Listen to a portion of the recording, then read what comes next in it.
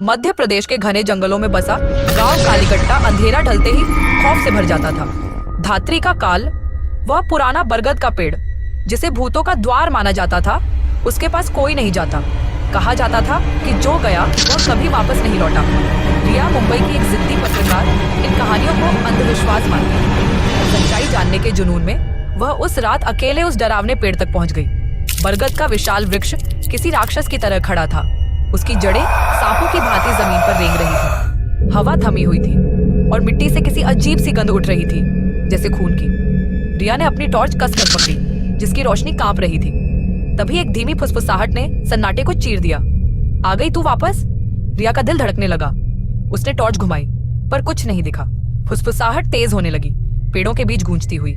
बिना हवा के पत्ते सरसराने लगे। तभी जड़ों के बीच से एक आकृति उभरने लगी, विकृत, मानव जैसी पर भयानक। उसकी आंखें अंगारों की तरह दहक रही थी। रिया पीछे हटते हुए गिर पड़ी। कौन है? उसने कांपते हुए पूछा।